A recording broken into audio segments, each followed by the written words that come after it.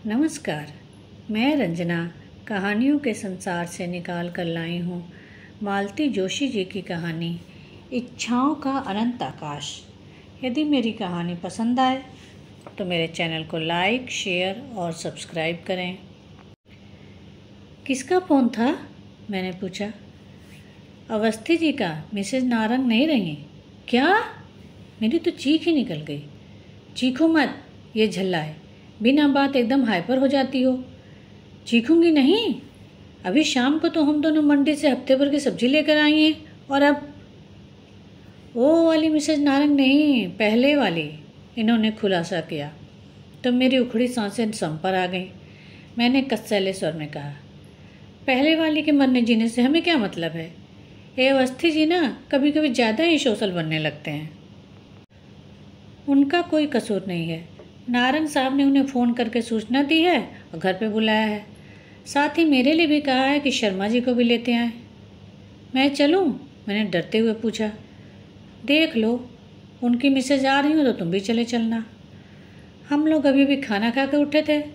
अपनी पसंदीदा सीरियल इत्मीनान से देखने के लिए मैं आजकल इन्हें जल्दी खिला देती हूँ। यूँ तो टीवी डाइनिंग टेबल के सामने ही है, पर इन्हें खाना खाते समय टीवी देखना एकदम नापसंद है। कहते हैं तुम्हारा दिमाग और आंखें उसी में घुसी रहती हैं, न ढंग से खाती हो न खिलाती हो। वैसे भी खाना खाते समय रोना धोना चीख पुकार मुझे जरा भी अच्छी नहीं लगती। जल्दी जल्दी टेबल समेटते हुए मैं इनके साथ बाहर जाने की प्रतीक्षा कर रही थी। एक एक क्षण मुझ पर भारी पड़ रहा था। कभी कभी सोचती हूँ, जब टीवी नहीं था लोग अपना बुढ़ापा कैसे काटते होंगे। पर तब बुढ़ापा इतना एकाकी निसंग थोड़ी ही रहता होगा। घर बेटे बहुओं से, नाती पोतों से भरा रहता होगा। राम नाम जपने तक की फुर्सत नहीं मिलती होगी। मैं टीवी का बटन ऑन करने ही जा रही थी कि फ़ोन बज उठा था। फिर तो सारा मूड ही हवा हो गया। साड़ी बदल लूँ? मैं पूछने को ही, पर फिर चुप लगा गई। शादी को इतने साल हो गए हैं, पर अब तक मैं यह अंदाज़ा नहीं लगा पाती हूँ कि अब कब किस बात पर उखड़ जाएंगे। गेट पर ताला डालते हुए देखा, अवस्थी लोग बगल वाले गेट पर खड़े हैं। शायद हमारी ही प्रतीक्षा कर रहे थे। ठीक तो है, ऐसे मौक़ों पर अकेले जाने की हिम्मत नहीं पड़ती। कोई साथ हो तो अच्छा रहता है। यही तो असमंजस और भी ज़्यादा था कि जिस औरत को कभी देखा नहीं, जाना नहीं, उसी के पुरसे में जाना पड़ रहा था। गेट पार कर हम बरामदे में पहुँचे और डरते डरते बेल दबाया। नारंग साहब शायद इंतज़ार ही कर रहे थे। दरवाज़ा फ़ौरन खुल गया और वे हमें भीतर लिवा ले गए। भीतर अजब नज़ारा था। 3-4 लोग बैठे थे, पर सन्नाटा पसरा हुआ था। नारंग साहब ने समय जाया नहीं किया। उस स्तब्धता को भंग करते हुए परिचय की औपचारिकताएं पूरी की। 2 उनके साले थे, एक साढ़ू भाई और बुजुर्ग से सज्जन मामा ससुर थे। फिर हम लोगों की ओर मुखातिब होते हुए बोले, ये लोग मेरे पड़ोसी ही नहीं, परम मित्र भी हैं। मैं चाहता हूँ आप लोग अपनी बात इनके सामने ही कहें। मैं अपना जवाब भी इन लोगों के सामने ही देना चाहूँगा। पहले तो वे एक दूसरे का मुंह ताकते रहे। फिर एक ने गला साफ किया और कहना शुरू किया, पिछली रात शिकागो में मेरी दीदी का स्वर्गवास हो गया। कैंसर से पीड़ित थी। सौभाग्य से मेरे दोनों भांजे विनीत और सुमित अंतिम समय में उनके साथ ही थे। मृत्यु की सूचना देते हुए विनीत ने मुझे बताया कि दीदी की इच्छा थी कि उनकी अर्थी इसी घर से उठे, सुहागन के पूरे साज श्रृंगार के साथ उठे। कुछ क्षण कमरे में घोर निस्तब्धता छाई रही। फिर साड़ू भाई ने कमान संभाली। हम लोग इसीलिए भाई साहब से रिक्वेस्ट करने आए हैं। आप लोगों के बीच जो कुछ हुआ वो अच्छा नहीं हुआ था, हम मानते हैं, पर इस समय वह सब कुछ भुला देना ही श्रेयस्कर है। मरने वाले की इच्छा का मान रखना पड़ता है।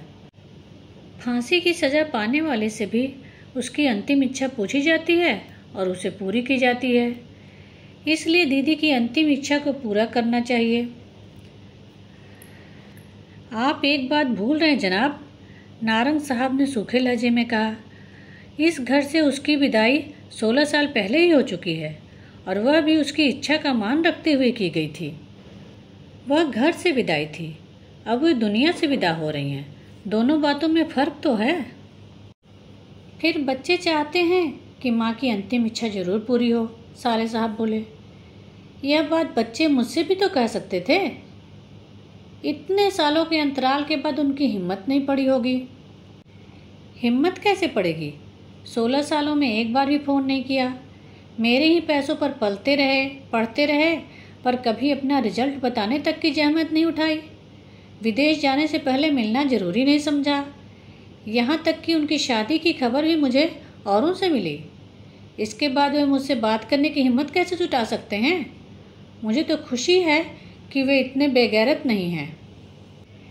जीजा जी प्लीज़ अब ये सब भूल जाइए, यही ना? ये मेरे दोनों परम मित्र यहाँ बैठे हैं, मैं इन्हीं से पूछना चाहूँगा। ईमानदारी से अपनी राय दीजिएगा।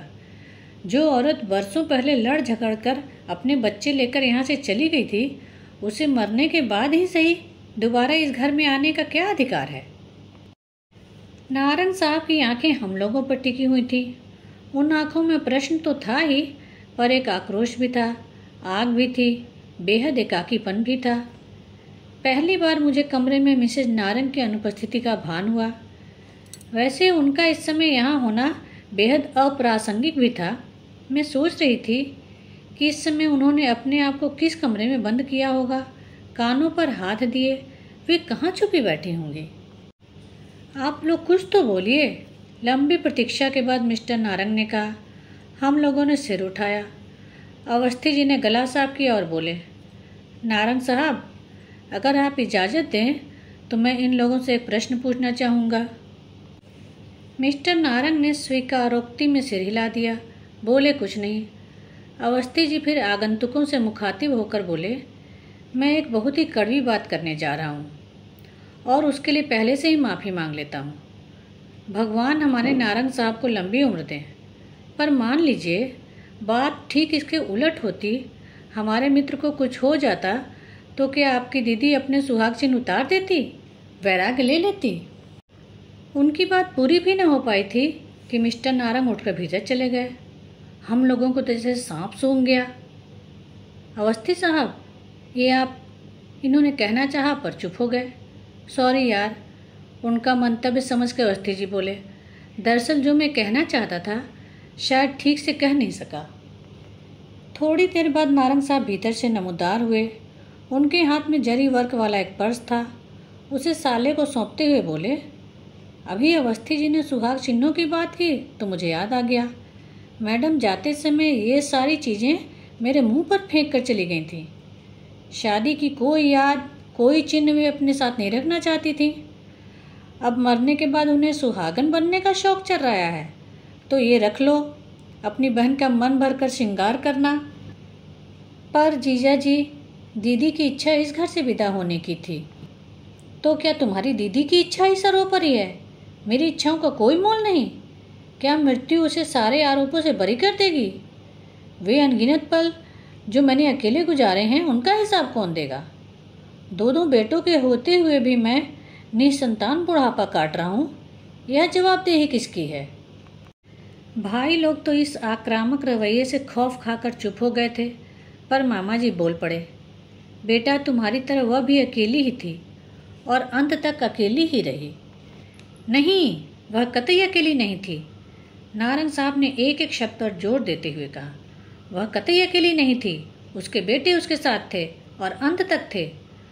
और अगर आपका इशारा मेरे दूसरे विवाह पर है तो जान लीजिए, अकेलापन भी कभी कभी बर्दाश्त से बाहर हो जाता है। आदमी उसे बांटने पर मजबूर हो जाता है। इस पर बच्चे आपसे बात करें? साले ने अंतिम कोशिश की। नो। उनका यह नो इतना स्पष्ट, इतना निर्णायक था कि उन लोगों ने फिर कोई बात नहीं की। चुपचाप सब उठ गए। शिष्टाचारवश हम लोग भी उठ गए, पर उन्हें दरवाजे तक छोड़ने कोई नहीं गया, नारंग साहब भी नहीं। उनकी गाड़ी जब तक गेट पार करके चली नहीं गई, तब तक हम लोग वैसे ही खड़े रहे, मौन, अविचल, जैसे किसी शोक सभा में श्रद्धांजलि दे रहे हों। सॉरी, नारंग साहब ने दोनों मित्रों के कंधे पर हाथ रखते हुए कहा, सॉरी आपको इतना कष्ट दिया, पर उन लोगों को अकेले झेलने की हिम्मत मुझ में नहीं थी। सॉरी क्यों कह रहे हैं? यह तो आपका अधिकार है। आप जब चाहें हमें निसंकोच बुला लें, हम लोग हमेशा आपके साथ हैं। अच्छा चलें, टेक केयर। और हम लोगों ने भारी मन से अपने घर की राह ली। रात भर नींद नहीं आई। वह अनदेखी अनजानी औरत बार बार रूप बदलकर सपनों में आती रही। समझ में नहीं आ रहा था कि जिस घर को वह बरसों पहले छोड़ गई थी उसके प्रति इतना मोह क्यों। जिस पति के लिए मन में इतना तिरस्कार था उसके नाम से फिर मांग में सिंदूर भरने की जिद क्यों। क्या यह प्रतिशोध का कोई नया तरीका था, या कि पछतावे की प्रतिक्रिया थी, या कि मन में किसी कोने में अब भी पति के लिए प्रेम दुबका बैठा था। सच मानो मन एक गुफा की तरह होता है, उसका ओर छोर पता ही नहीं चलता। 8 साल पहले इस बंगले में आना हुआ था। यूँ भी बंगलों में अड़ोस पड़ोस नाम मात्र का ही होता है, यहाँ तो एकदम ही शून्य था। बाईं तरफ वाले बंगले में एक कंपनी का गेस्ट हाउस था। दाईं तरफ नारंग साहब रहते थे जो तलाकशुदा थे। मुझे इतनी कोफ्त हुई कि बता नहीं सकती, लेकिन नारंग साहब के साथ इनकी अच्छी पटरी बैठ गई। दोनों रोज़ सुबह घूमने जाते, शाम को ब्रिज का खेल जमता। वहीं अवस्थी जी से परिचय हुआ जो 4-5 बंगले छोड़कर रहते थे। जब पुरुष वर्ग अपने खेल में मग्न होता, मिसेज अवस्थी अपनी बोरियत दूर करने के लिए मेरे पास आ जाती। हम लोगों में अच्छा बहनापा हो गया। फिर एक दिन सुना कि नारंग साहब शादी कर रहे हैं। तर्क वितर्कों की जैसे बाढ़ सी आ गई। किसी ने कहा इसी औरत के कारण पहली वाली छोड़कर चली गई, लेकिन फिर 10 साल बर्बाद करने की क्या ज़रूरत थी, तलाक के बाद तुरंत शादी कर सकते थे। किसी ने कहा दिवंगत मित्र की पत्नी है, उसे सहारा देने के लिए कदम उठाया है। किसी ने कहा ऑफिस की सहकर्मी है। शादी के बाद एक छोटी सी पार्टी देकर नारंग साहब ने पत्नी को मित्रों रिश्तेदारों से विधिवत मिलवाया। तभी इन विवादों का अफवाहों का दौर शांत हुआ। नई वाली मिसेज नारंग मुझे देखते ही भाग गई। हम लोगों की खूब अच्छी ट्यूनिंग जम गई। उनकी कहानी वही थी जो आधुनिक भारत की 40% कन्याओं की होती है। पिता की अकाल मृत्यु, कोमल कंधों पर घर परिवार का भार, भाई बहनों को एक एक करके निपटाते हुए अपने बारे में सोचने का समय ही नहीं मिला। जब सारी जिम्मेदारियों से फारिग हुई तो पता चला उम्र 45 को छू रही है। तब भाई बहनों ने पहल की, ब्यूरो में नाम लिखवाया, अखबारों में विज्ञापन दिया। जांच पड़ताल के बाद नारंग साहब का नाम फाइनल हुआ और वे पड़ोस गुलजार करने आ गईं। यह सुख उन्हें जीवन में इतनी देर बाद मिला था कि अपनी इतने बरसों वाली पुरानी नौकरी उन्होंने एक झटके के साथ छोड़ दी। अपनी नई नवेली घर गृहस्थी में अब वे ऐसे रच बस गई हैं जैसे बरसों से बस यही करती आ रही हों। आधी रात के बाद बड़ी मुश्किल से आंख लग पाई थी कि घंटी बज गई। पहले तो समझ में नहीं आया कि दरवाजे की घंटी है या फ़ोन की। फिर पता चला कि इनके मोबाइल की रिंग है। अधमुदी पलकों से मैंने घड़ी देखी। सुबह के 5 बज रहे थे। तब तक वे फ़ोन रख चुके थे। किसका फ़ोन था? नारंग का। गेट पर खड़े हैं, इन्होंने उठते हुए कहा। ये चप्पल डालकर बाहर को चल पड़े तो गाउन पर शॉल डालकर मैं भी पीछे पीछे हो ली। रात करीब 11 बजे तो हम लोग उनके घर से लौटे थे। अब इतनी सी देर में और क्या हो गया? सदर दरवाज़ा खोलकर हम लोग बाहर आए। धुंधलके में गेट के बाहर एक आकृति नजर आ रही थी। उनका फ़ोन आ गया था इसलिए निश्चिंत थे, नहीं तो एकदम गेट खोलने की हिम्मत नहीं पड़ती। सॉरी, आपको सुबह सुबह डिस्टर्ब कर रहा हूँ। नहीं नहीं, गेट मत खोलिए, मैं भीतर नहीं आऊँगा, बस एक चाबी देने आया हूँ। चाबी? किस लिए? बच्चे माँ को लेकर आ रहे हैं, शायद 9-10 बजे तक यहाँ पहुँचेंगे। पर आपने तो कल मना कर दिया था ना? हाँ, आधी रात के बाद मुंबई से बच्चों का फ़ोन आया। बरसों बाद उनकी आवाज़ सुनी थी। बरसों बाद उन्होंने कुछ मांगा था, मना नहीं कर सका। क्षण भर को वे चुप हो गए। शायद उनका गला भर आया था, पर तुरंत ही उन्होंने अपने आप को संभाल लिया और कहा, हम लोग 15-20 दिनों के लिए बाहर जा रहे हैं। वे लोग अगर 13वीं भी यहाँ से करना चाहें तो कर सकते हैं। मतलब आप नहीं रहेंगे? नहीं, और मेरा रहना जरूरी भी नहीं है। अंत्येष्टि में तथा और संस्कारों में बेटों की उपस्थिति जरूरी होती है और वे दोनों तो रहेंगे ही। कुछ क्षण चुप्पी छाई रही।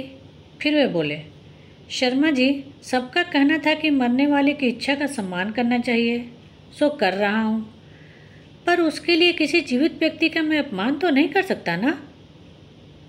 अच्छा, अब मैं चलूँगा, मिसेस गाड़ी में वेट कर रही है। और चाबियाँ इन्हें सौंप कर वे चल पड़े। मैंने झांक कर देखा, उनके बंगले के सामने उनकी नीली सेंट्रो उनकी प्रतीक्षा कर रही थी। मिसेज नारंग उसमें बैठी होंगी। अच्छा ही हुआ जो वो नीचे नहीं उतरी। इस समय उनका सामना करने की हिम्मत मुझ में नहीं थी। धन्यवाद।